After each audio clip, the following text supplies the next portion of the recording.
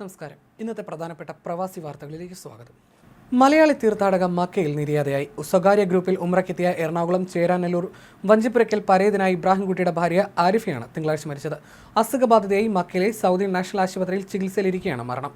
നടപടികൾ പൂർത്തിയാക്കി മൃതദേഹം മക്കയിൽ ഖബറടക്കാൻ KMCC പ്രവർത്തകർ രംഗത്തുണ്ട്. ജമ്മു കാശ്മീരിലെ പഹൽഗാമിൽ നടന്ന ഭീകരാക്രമണത്തെ ശക്തമായി അപലപിച്ച് ഖത്തർ. ഒട്ടേറെ പേർ മരിക്കുകയും ഒട്ടേറെ പേർക്ക് പരിക്കേൽക്കുകയും ചെയ്ത ആക്രമണം അപലപനീയമാണെന്ന് ഖത്തർ വിദേശകാര്യ മന്ത്രാലയം പ്രസ്താവനയിൽ പറഞ്ഞു.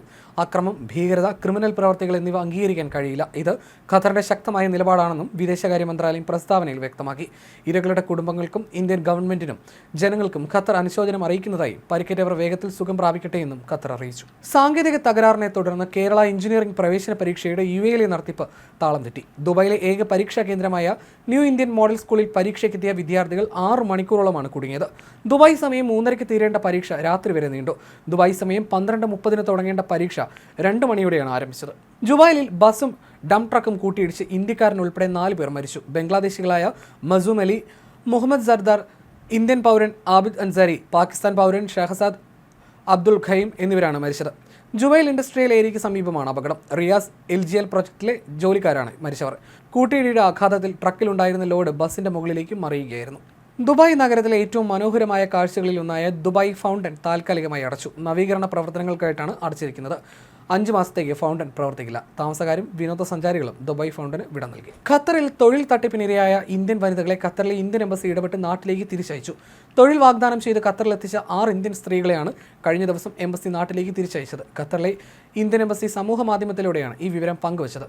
തൊഴിൽ തേടി ഖത്തറിലെത്തിയ ഇവർ തട്ടിപ്പ് തിരിച്ചറിയുകയും ഇന്ത്യൻ എംബസിയിൽ അഭയം തേടുകയുമായിരുന്നു. വധശിക്ഷയ്ക്ക് വിധിച്ച കുറ്റവാളികളുടെ ശിക്ഷ നടപ്പാക്കാൻ ഒരുങ്ങി കുവൈത്ത്. അടുത്ത ദിവസങ്ങളിൽ കുവൈത്തിലെ സെൻട്രൽ ജയിലിനുള്ളിലായിരിക്കും വധശിക്ഷ നടപ്പാക്കുക. ആവശ്യമായ എല്ലാ പ്രാഥമിക ശുശ്രൂഷ, ഫോറൻസിക് ഉപകരണങ്ങളും തയ്യാറാക്കിയിട്ടുണ്ട്. ഏത് രാജ്യക്കാരാണെന്നോ എന്ത് കുറ്റത്തിനാണോ വധശിക്ഷ നടപ്പാക്കുന്നതെന്നോ ഇതുവരെ വെളിപ്പെടുത്തിയിട്ടില്ലെന്നാണ് റിപ്പോർട്ടുകൾ.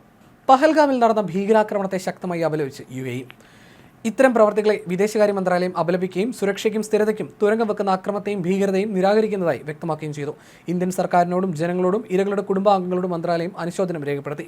പരിക്കേറ്റവർ വേഗത്തിൽ സുഖം പ്രാപിക്കട്ടെ എന്നും ആശംസിച്ചു. തൊഴിൽ കരാറില്ലാതെ 60 ദിവസത്തിലധികം സൗദിയിൽ തങ്ങിയാൽ ഹുറൂബായി പരിഗണിക്കുമെന്ന് labour office. Jubail branch information ഡെസ്കിൽ നിന്നാണ് ഇക്കാര്യം വെളിപ്പെടുത്തിയത്. തൊഴിലുടമയുടെ കീഴിൽ നിന്ന് ഒളിച്ചോടിയെന്ന് രേഖപ്പെടുത്തി കേസെടുക്കുന്ന നടപടിക്രമത്തെയാണ് ഹുറൂബ് എന്ന് പറയുന്നത്. ബഹ്റൈനിൽ വേനൽക്കാലത്ത് തുറസായ സ്ഥലങ്ങളിൽ ജോലി ചെയ്യുന്നവർക്കുള്ള ഉച്ചവിശ്രമ കാലയളവ് 2 മാസത്തിൽ നിന്ന് 3 മാസമാക്കി ഉയർത്തി. ഇത് സംബന്ധിച്ച് പുതിയ തീരുമാനം തൊഴിൽ മന്ത്രി യൂസഫ് ബിൻ അബ്ദുൽ ഹുസൈൻ ഖലഫ് പ്രഖ്യാപിച്ചു. ഈ വർഷം മുതൽ പുതിയ തീരുമാനം ബാധകമാകും. ഇന്നത്തെ പ്രവാസി വാർത്തകൾ പൂർണ്ണമാകുന്നു. നമസ്കാരം.